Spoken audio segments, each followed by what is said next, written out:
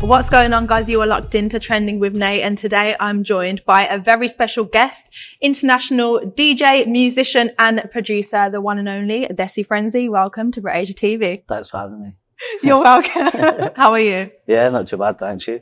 I'm good. So first of all, congratulations are in order for your new release, Satso, or are we calling it 700? What's the vibe? Either, to be honest, whatever's easier. 700, obviously, like on socials and stuff, everyone's writing 700, but lyrically, yeah, it's Satso. Yeah. Okay, we're going to get back to that in a little bit. We'll talk about it, the process. Okay. But I want to start from the beginning of your journey. So you were a dancer to DJ. Let's start from the beginning. Talk to me about it. How did you go from dancer to DJ? I started as a DJ, actually. Oh, did you? Yeah, so I started DJing when I was 13. Well, that's when I did my first gig. No way. Yeah, I kind of got roped into it. So my dad, he was at an event. Yeah. And the DJ didn't have any Punjabi music. So he called home, asked my mum to tell me to bring my CDs. And I literally got dropped off. Yeah. I think it's like 7 p.m. And gone inside the venue. Bear in mind, like, I've just walked into a venue, don't know anyone here. I'm like trying to find my dad. I've got this case of CDs. Yeah. And like found him through the crowd. He's taken me to the DJ. And the DJ's introduced me to the decks. So he's like, that's the play button, that's eject, that's skip, that's the volume goes up and down. I'll see you later, mate. And I was just looking at him like, what's going on there? Yeah. And I think I was there for like 2 hours, kind of like got to grips with it. And I was just got in the flow of it. So you were really just pushed to the deep end? Yeah, pretty much. And it wasn't like, oh, you're going to DJ, or like, this is a thing. It just naturally happened. And then I think my dad must have saw something in me at that point to think, oh, you know, he might be good at this. Yeah. But yeah, I was only there till 9 o'clock. Then my dad was like, it's your bedtime. Curfew. Mum's outside. And so that was around like Diwali time. And then Christmas, I got some decks for Christmas. Nice. Someone, kind of just like grew from there. Started making mixes when I was 14. I'm going to give a shout out, actually. So I met, I did New Year's that year as well. So I played like a Diwali party. Literally, my dad's like, you got the equipment now, I might as well use it. So this party that we did for New Year's, some of the guests there, they were friends with Indy Sagu. He was like part of the Untouchables RDB camp. And they were like, yo, you're good at this, you know all the tunes, why don't you try making mixes? And they were like, this is a software that RDB uses, that Indy uses. Try that. So I literally went home, downloaded this software, and then started releasing mixes online. And that was like when I was 14. Wow. And the Bhangra stuff, like that had always been there in the background, just dancing at parties and all of that. But when I joined uni, I went to Queen Mary in London. First thing I did was like find out who was running the Bhangra team and get involved with that.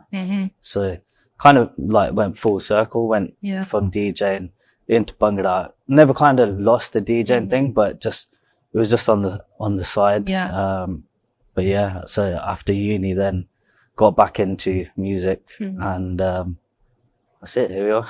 And then here we are.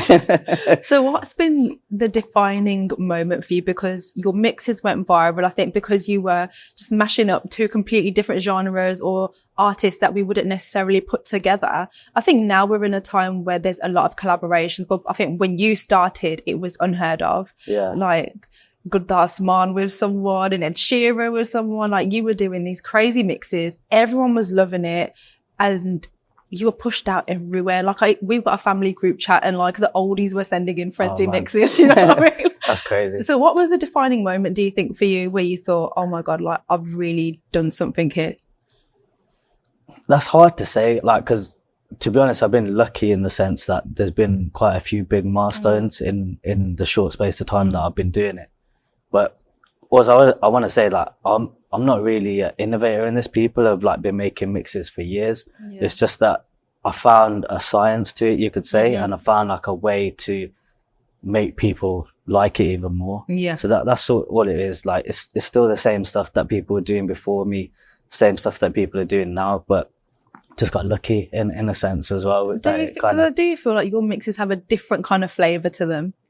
I think that's just like my personality shining through with the mixes, because that's what music is. It's just like, it's an expression. So yeah, I was lucky in the sense that the right people listen to the mixes, and one of the highlights is getting booked for Virat Kohli and Anushka Sharma's wedding receptions. So I did the Delhi function with Guru Randhawa, and the Bombay function. So like that, the whole of Bollywood was there, and the cricket team and everyone. So that was just incredible. I think when everyone saw that on socials, we were like, Frenzy, like from Rum, has made it to Bollywood. So was it a surreal moment? What was it like when you actually got booked? Like that moment, who got in touch with you? So I didn't take it in fully, but it's people around me, obviously the team, my team, my family, friends.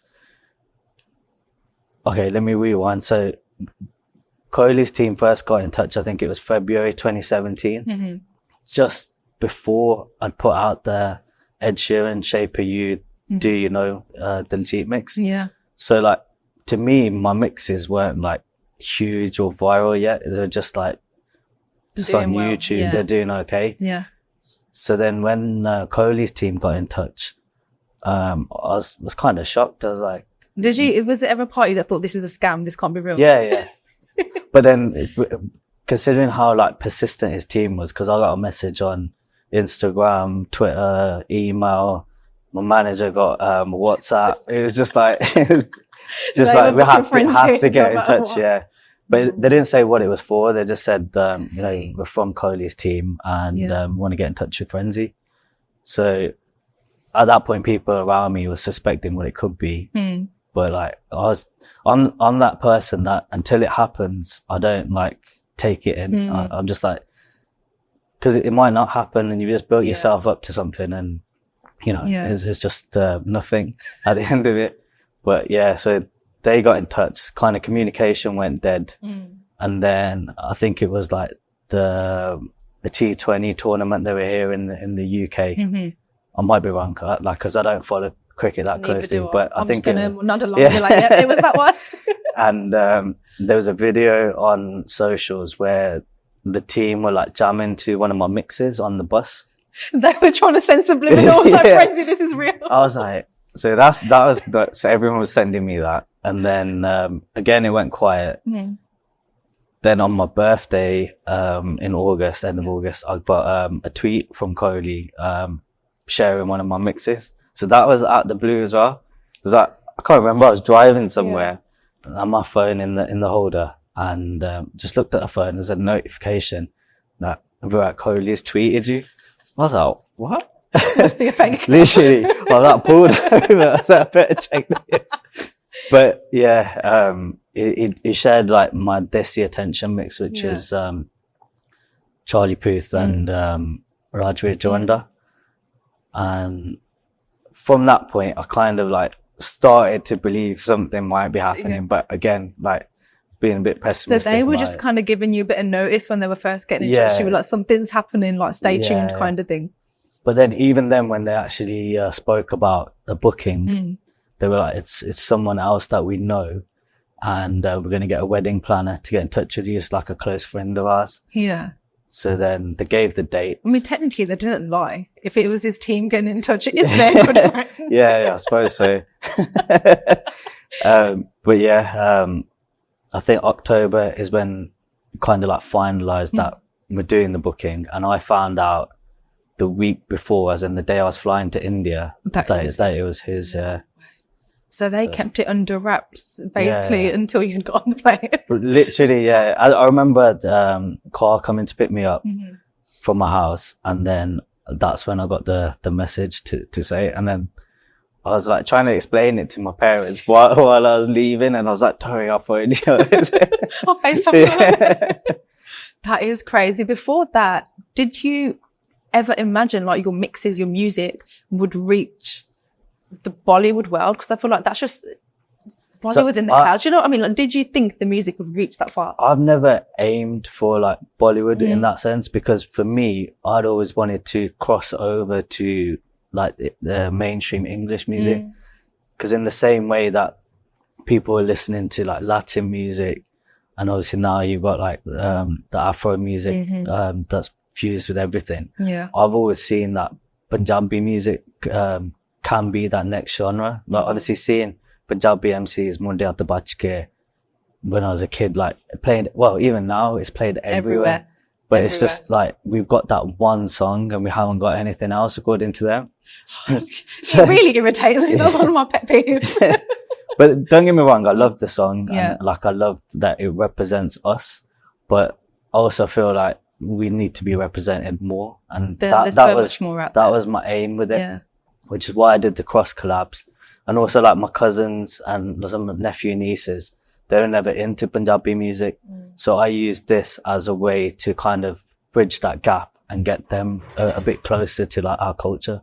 Yeah, 100%, because I think the younger generation definitely need some kind of bridge or some kind of, somehow they need to relate to it. And the only way they can relate to it is through the mainstream music, because that's what they're listening to. That's it, Okay, so not just Virat and Anushka, you also did Katrina and Vicky, and now Vicky loves his Punjabi music. We've all seen him, his moves. So how was that? Was that your second Bollywood wedding?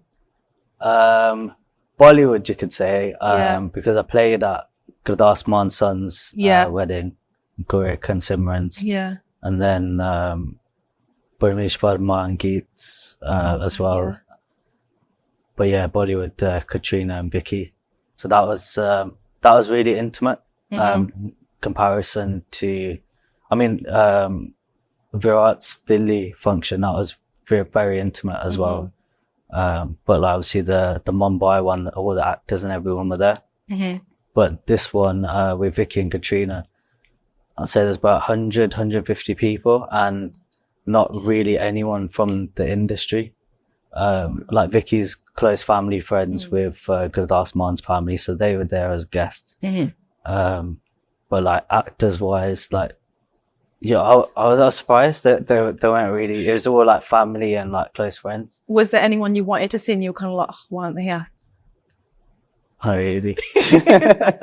You saw them all over arts. I've been there, done that. No, well, to be honest, because after that one, I started doing a lot of functions where actors were invited as guests or as performers.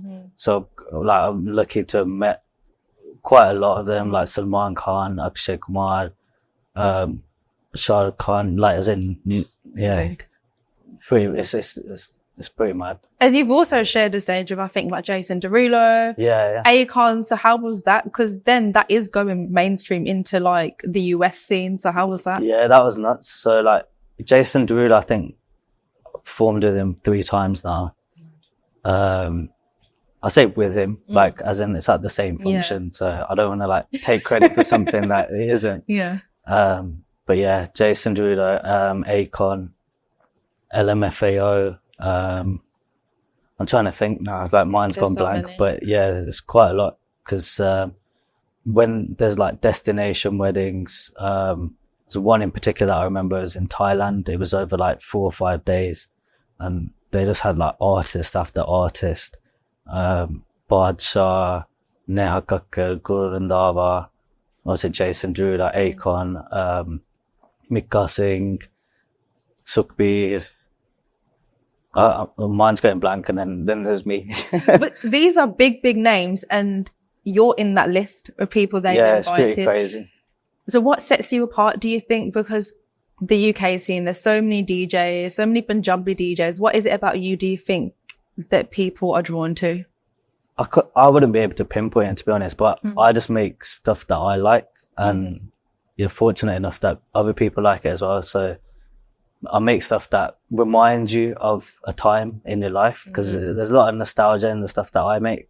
I tend not to make like just random stuff. There's got to be a bit of feeling in there as well. There's a thought process. That's maybe it's a connection that they have in that sense.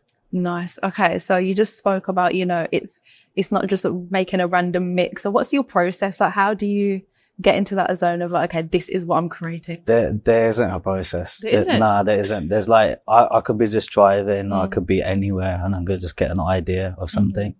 And some mixes I can make in like half an hour. Some mixes I spent like a year on and off making them. So like there's no formula. There's no like method to it. There is a science behind it because, you know, things have to be musically correct. And you know, you need to have a good knowledge of music in general to know what's going to work with something else. But apart from that, it's just having a good ear. I think that's what it is. Just good musical knowledge. Like I've listened to music as far as I can remember, even on like my first birthday video film, I'm like dancing to music. So like, yeah, it's just in me, I think. You either got it or you don't. So it might be something you can learn, but I'm just saying, like, from my perspective, it's just from day one, I've just been into good music. Yes, good music. So what about the producing? When did that come into play? Production, you could probably say that when you're making mixes, there's an element of production there. So like using a software, like when I'm 14 years old, that's kind of like the start of it. But then there's a process of actually like learning music. And my first release was during COVID. So I released Keep Moving with Jazz Me and GS Navapindia. That was a big moment for me because one, it was a test to see if I could actually make a song. And two, because it was such a monumental project for me. Like, it meant a lot to me. I wanted to get it right, and people received it really well. Yeah, 100%. So, as you were saying, when you were 14 and you're playing with the software and you're making the mixes, so throughout like your journey, have you always kind of been self-taught, or did you go out and get some kind of training or learn from someone else for the producing side of things? For production, I've never learned from anyone, no. Even DJing, I haven't learned from anyone, but obviously you see people on the road, when you're at functions and stuff, listen to like how people are doing things. I listen to a lot of music, so I learn from a lot of other producers. My style is like really influenced by other producers, especially UK Punjabi producers. You could say like pretty much all the names in the 90s, 2000s. That's my sound. It's influenced by them, and I guess the producers in the 90s and 2000s, they were influenced by someone before them as well. That's what music is. It's a cycle, isn't it? Yeah.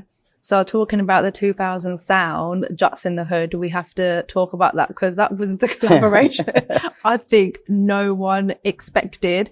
And I remember at the launch party, that room was just filled with excitement because we were like, this has never happened before. Yeah, it was mad. And then when we heard the track, it was old school jazzy, and it was that 2000s Bhangra, UK Bhangra feel. So again, because that's what you've been influenced by, was that something you knew, like, this is the sound I need from Jazzy? To a certain extent, yeah. I mean, like, obviously, growing up listening to his music, there were certain songs that defined him for me. They weren't necessarily like the commercial ones that kind of blew up, like the Diljit Dosanjh and those kind of songs. Like, not taking anything away from them, great song. But for me, tracks like Nag, Jat Moja Karda, the early stuff like Kukiyan Da Joda, you know, that kind of vibe and that essence, I just felt like I knew how to make something like that, and I wanted to pitch it to him. And I was lucky in the sense that now, because of like how shows and stuff work, I spend roughly 6 months on and off in India, and he lives in the same like complex as where I live in Mohali. So, so like one day, one of my mates was in the gym, and he was like, "Yo, Jazzy's here. Do you want to come?" And I was like, "All right, cool. Let's go." I don't really go to the gym, so I was just like, "I'm just gonna make a bahana to go and chat to him." Landed at the gym and just briefly spoke to him. Didn't say much. He actually asked. He was like, "Oh, are you working on anything new?" And then I was like, I got a few beats. And I've seen in some of his Snapchats as well that he had some of my Diljit Dosanjh mixes on in the background. So, yeah, he invited me over. He was like, come and show me like what you're working on. We'll see if we can do anything. And I had this one beat that I was like, this is for Jazzy B. And that was a beat for Jackson the Hood, believe it or not. So like, I showed him, like the first beat I showed him, I was like, I made this for you. And he's like, yeah, let's do it. Then it was a process of like, even that one took like time to come out, because we were going through different lyrics and different compositions. And how long has it been? 2 years? Yeah, I think it's been roughly 2 years. Yeah. So yeah. Still going strong. Everyone loved it. What was the response like? I know we briefly spoke about it at the party, but that was literally the day it got released. Yeah. So like, when did you really take it in? Like, yeah, so that the day that it came out, like you probably get 100 good comments and you're always going to get that standard one negative comment. But for me, I was like, I think like proper Jazzy B fans are liking it. Yeah. And that's all I wanted to achieve. So like, it wasn't like I need to make this huge track or anything. It was just satisfying that audience, because that means that I've made something that's true to his sound. Yeah, as time went on, people started playing it at parties and stuff, and I was getting tagged in snaps and stories.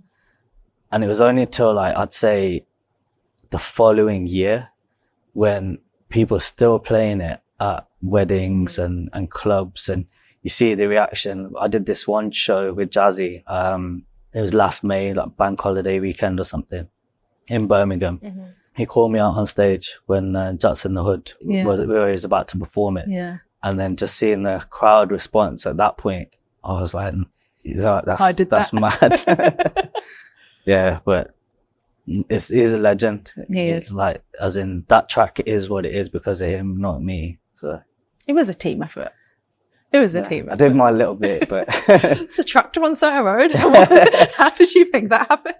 Could have got in a lot of trouble for that because we didn't take any permissions. But on the morning, a few of my friends made phone calls to people that they know. So it was like a last minute decision, like, let's just get a tractor. No, as in the tractor thing, that was all like pattern. Yeah. But it was in terms of like the authorities had to make certain phone calls to make sure that we didn't get in, or like if anyone did call in, it weren't no nuisance thing. It was just, it was dry. We only did it like 3 or 4 times up and down just to get the shot. And then that was it. But yeah, that, I think it's kind of iconic. People like 100%. Remember that video. I think the Brummies loved it, especially because we were like, that's so hard. I had to represent Birmingham. That was it, hometown. Love it.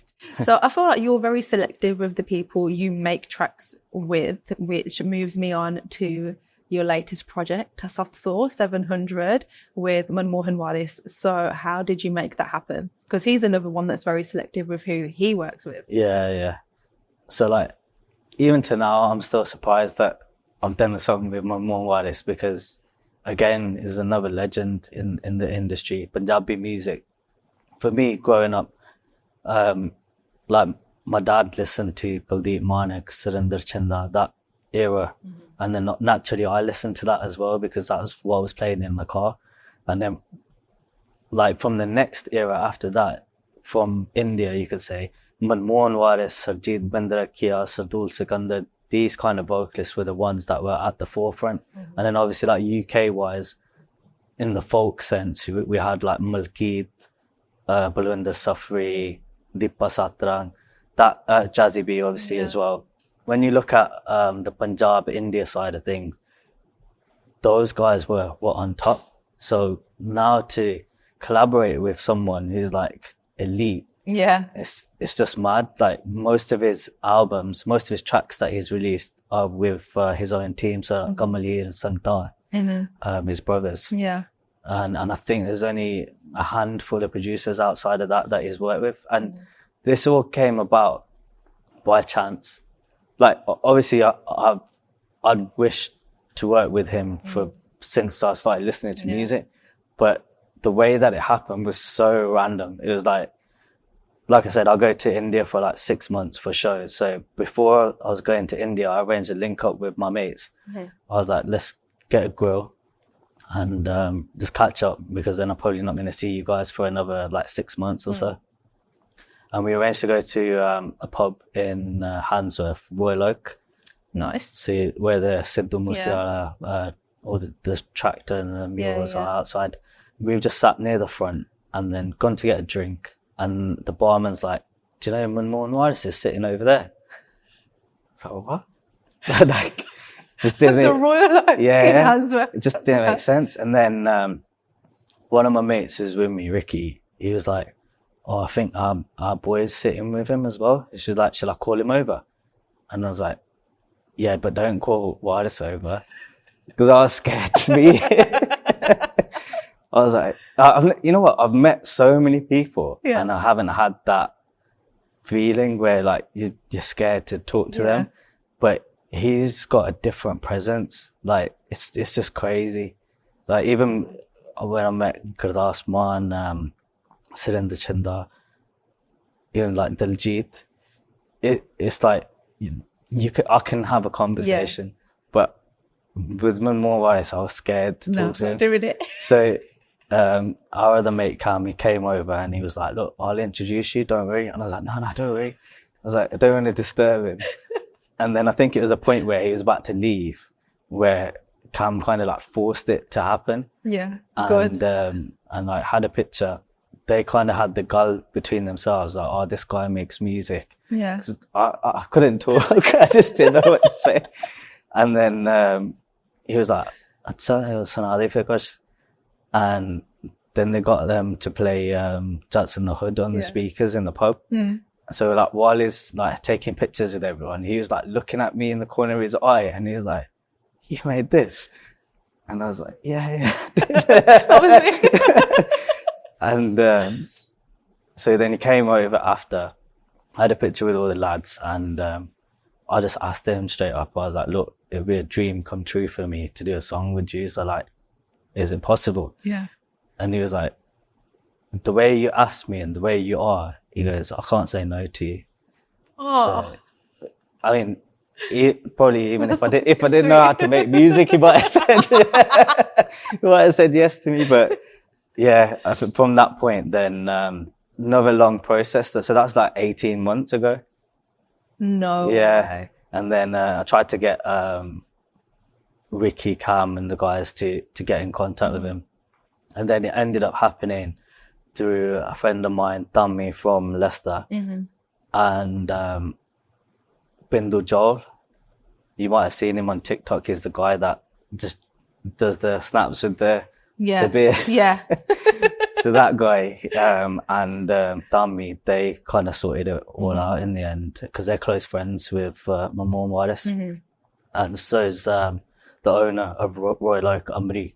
Yeah. Which is why he was there that day. Okay, it's all making. I feel like the stars just aligned that day, didn't they? It's crazy. It's how it happened. And then when I was in India, Dami was there as well. He was like, "Come down. We're going to one of Waris's shows." Met him again there.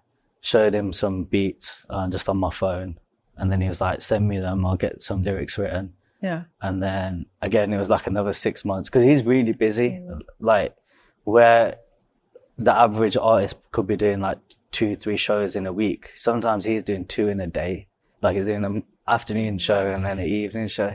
So like he's just, you can't get hold of him. That's part of the reason why it took so long. And then when he eventually came back to the UK, I think it was September last year, we sat down. He showed me like 2-3 songs. I picked this one. And then a week later, we was in the studio. And that was it. We recorded it just off the cuff. So there was no like proper prep. It was just like, let's try it. Yeah. And the plan was to sit back down and work on it more.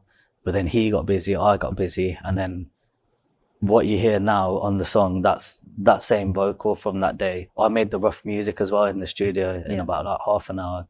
And I just built on it from there. And then we shot the video in January. And it's out now. Now, May, we're here and it's out. So we spoke about this briefly earlier. The promo for a song, the socials, the TikTok. And I think some artists can fall into that rabbit hole where like they're making tracks solely to go viral or solely for TikTok, and they want that one little bit of the song to go viral, and that's what they run off.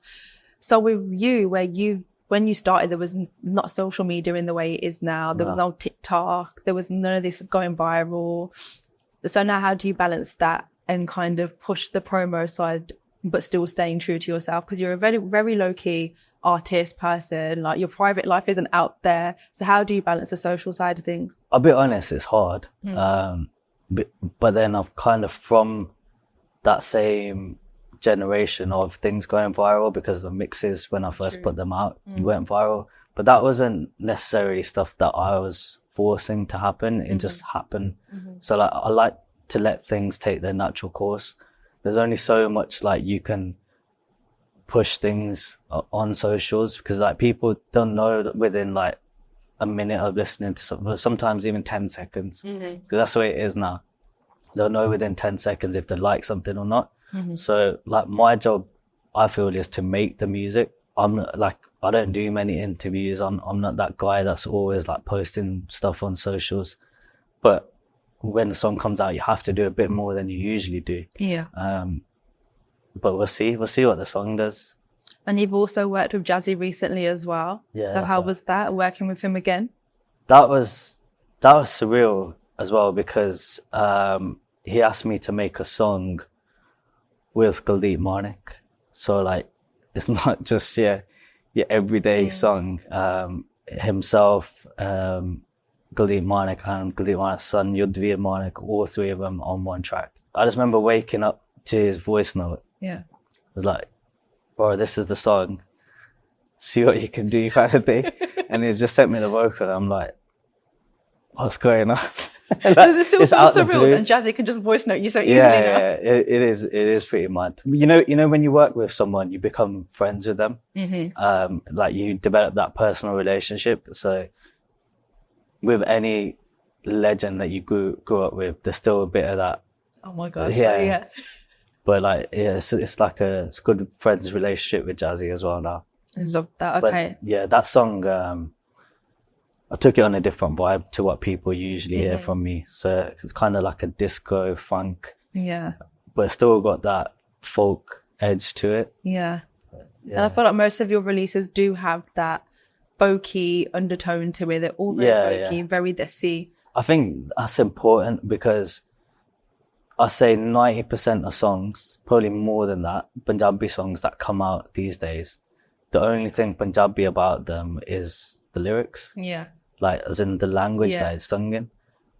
In terms of like our culture and, you know, staying connected to roots, that's the only element.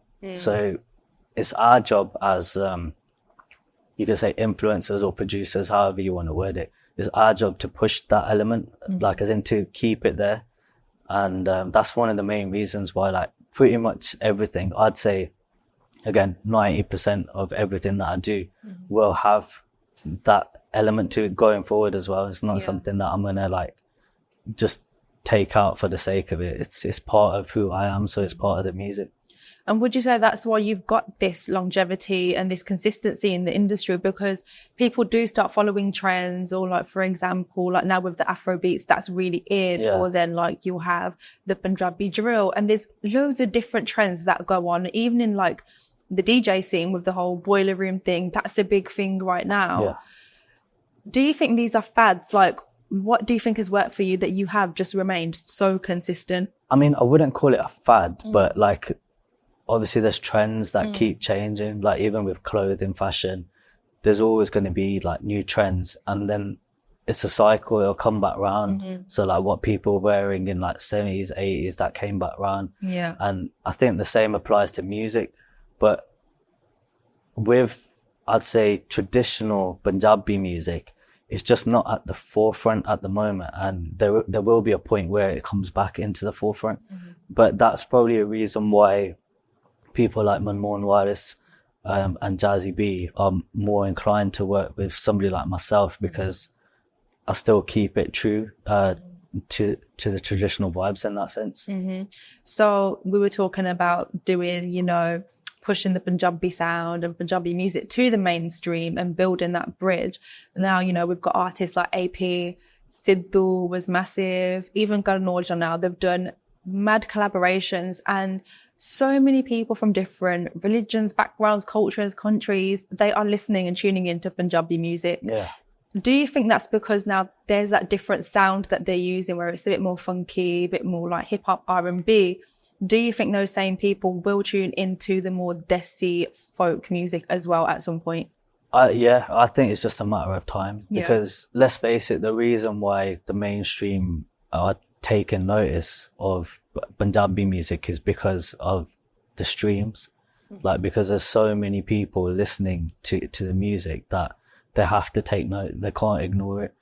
But in the same way, like, Latin music still stays true to its roots. Afro music still stays true to its roots. But us as Punjabis, we seem to have like lost that somewhere. Like, just the language is the same, but we're using someone else's beat. Like, we're using Afro beat, we're using like Latin beat or whatever it might be. So I think when that happens, and like when we're going full force with our music, obviously there's still going to be a fusion element to it. That's when I think that the proper push will happen with Punjabi music or Indian music or whatever you want to call it. Okay, so it's time for some games now. Oh dear.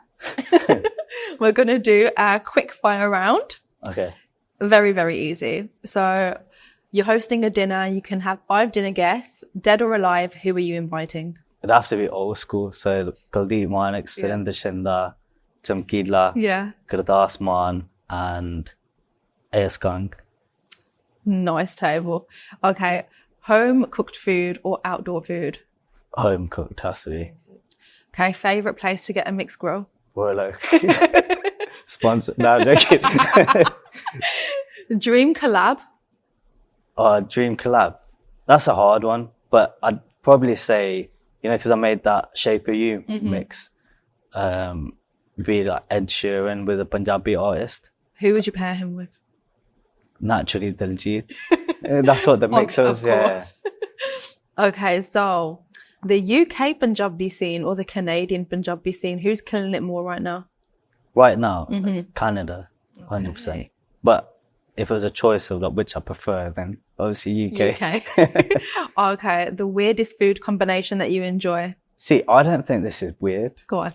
But when I go to India and I have this, they look at me weird. So it's normal for us. Yeah. I dip my fries in my butter chicken sauce. Oh yeah, that's normal? It's normal, right? But when I go to India, they're like, what are you doing? It's so normal. Like when you get a mixed grill and you get a butter chicken and your chips, like dip it in. That's it, But it bangs? Apparently. Yeah, that's not weird. That's not weird. Okay, what's the worst quality about yourself? Too quiet. I wouldn't say that's the worst, though. It is, because I reckon if I opened up a bit more, maybe like I'd grab more opportunities that were presented to me. But I just stay in the background and kind of let things happen. I mean, it's a good thing you spoke up that day at the Royal. You know what I mean? Like, if you stayed quiet that day. Yeah. Okay, a favourite childhood movie? Lion King. Sick. Okay, what's a red flag in the industry? I'd say it's probably singers being too scared to make Desi music. Yeah. Because, like, everyone loves it. You play it at a party, you're going to dance to it. That's the only thing you dance to at a party, you think about it. Like, even the new songs, there's going to be a dual mix or something. So it's like, why not just make that in the first place? Like, yeah. Do you think newer artists are afraid to go, like, very 100%. Much to the Desi side? Yeah, 100%. Wow. I've experienced it, that's what I can say. Okay, favourite actress? Katrina Anushka, maybe. Okay, who's your favourite new Punjabi artist? I'm more into like the folk side of things. So people like Himmat Sandhu, Nirvaid, Bannu, those kind of voices, I'm more like naturally drawn to that. Yeah. And like, you had that era of Ranjit Bawa, Kulvinder Billa. It relates to me. So, yeah. Okay. What's one of the funniest memories you've had performing at a Bollywood wedding? This is quite funny. So when I'm DJing, I get really into what I'm doing. And my kind of pet peeve is people, when they're asking for requests, they're like tapping you. So I remember this very clearly when I was at the Bombay reception for Kohli and Anushka. I was in the middle of like trying to find a song and mix it in, and I had someone tapping me, and like this constant tapping, and I'm just looking down and I'm putting my hand up and I'm just on my laptop and I'm doing this, and then the tapping like stopped after about like 10 seconds, and then my mate comes over and he's like, "Bro, what are you doing?" I was like, "What?" Because you just put your hand in Priyanka Chopra's face. I was like, "Oh." Did she come back or no? I got him to basically ask, because I was like, I didn't want to be rude, but I was like, just ask her what she what does she want to listen to? I don't remember what the song That was. is so funny. Okay, whose wedding would you want to perform at next? Yours. Oh, the audience. Yeah. Who's that? Is that no, not the guy in the background? Okay, what has been your favourite city to perform in? I always loved playing in Chandigarh. Like, it's like a second home to me now. Yeah. But I've had loads of great experiences wherever I've played. I made a lot of friends as well. So like Vancouver, I feel like I've got a family there. Yeah. Australia as well, like Melbourne. Yeah, it's too hard of a question. Everywhere. Yeah. We'll just go with Birmingham. Okay, so on to the next game, which is called Make a Mix. So Okay. I'm going to name an artist, and I want you to match that artist with an artist of the opposite genre. So if I name you someone from the mainstream, you're going to mix them with a Punjabi artist. Okay. Okay, first off, this is pretty easy. Drake. Yeah, anyone? AP? Drake and AP. Yeah. What tracks? You're asking me off the top of my head now. I'll have to think about it. Okay, AJ Tracy. Teggi Pannu? Is it Teji or Teggi? Because I'll call him Teji. Teggi.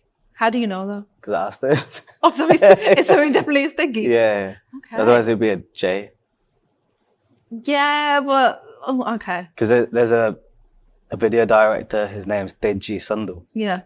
And he's also friends with Teggi Pannu. So I've like chilled with them at the same time. That's how I know. One's Teggi, one's Deji. I'll take your word for it. So Teggi, okay. All right, next, Ariana Grande. So I actually started a mix with Ariana Grande and Sartaj. No way. Yeah. Well, what tracks? Or are you going to release it so we can't know? So the Sartaj track was... Actually, I won't say. Okay, so we can expect it soon. Yeah. Okay, sick. Maybe. Might I'm never come hoping out. so, because you're not revealing anything to us now. All right, Taylor Swift. Diljit. Okay. Rick Ross. Shub. That could work. That could work. Lil Kim. Corby. That's got potential. Cool, Okay. D Block Europe. Sukha. Yeah, that's a good one. Okay. Nicki Minaj. Sunanda Sharma. I like that one, actually. I like that better than the Lil Kim. Okay. Mickey Singh. Chris Brown. Yeah. Prophecy. I would have said the same for him as well, though, to be honest. It's a similar kind of style. Yeah, that'd be a good vibe. Okay. What about all three of them on the same track? Like that. I Like my mix go Desi. Yes, I like that. All right, Jenny Johal. See, I was going to say Jenny Johal for that Nicki Minaj. Yeah, one. I think they'd be quite good together. All right, I feel like these are all very good ideas that we're thinking of right now. Yeah. Okay, Teggi Pannu. So if Stormzy hadn't done that AP collab, then I probably would have said that could have worked as well. Uh-huh. True. Okay, Gary Sandhu. He can go with anyone. He's like versatile. Literally like Yeah, he is. any artist. But if you had to pick one. Mainstream, yeah. Let's go big Beyonce. Oh, yeah. Why not? All right, Jazzy. Jazzy. We keep it a bit old school with him, I think. 50 Cent. Yeah. That would be like... Yeah. That would be a Because banger. it's that same kind of era. Yeah. I reckon it would. Okay, Karan Aujla. Again, he's quite versatile. So, I'd like to see him do something with Rihanna. well, that's a good shout. I feel like we can aim that high with Yeah. Karan. Okay, who would you have paired with Sidhu? Drake. Yeah. Okay, and lastly, Gurinder Gill. I don't know. Literally, I'm trying to think because I really like his voice, his tone. He's got that Desi touch to it as well. So like he can work with like a more aggressive rapper. I'd like to see him with someone like Nines or Scraps. Yeah, that's good. I think. I think even like Jay Huss could be like pretty sick. That could be a vibe. All right, that was good. Yeah. I'm waiting to see these mixes now, giving you a long list of recs. So, Frenzy, it's been so great having you. Thank you so much, because it's so hard to pin him down. So, where can people get in touch? Where can they book you? So I'm on Instagram. Desi Frenzy is my handle. TikTok, YouTube, all the usual places. Just drop a message. I'm there. And if he doesn't get back in touch, chase him like Kohli's team did. Or you get in touch with my management team, Empire. That's EMPYR. Nice. Thank you so much for coming. And guys, that is all for today. You can catch me again next week at the same time. Until then, keep it locked to BritAsia TV.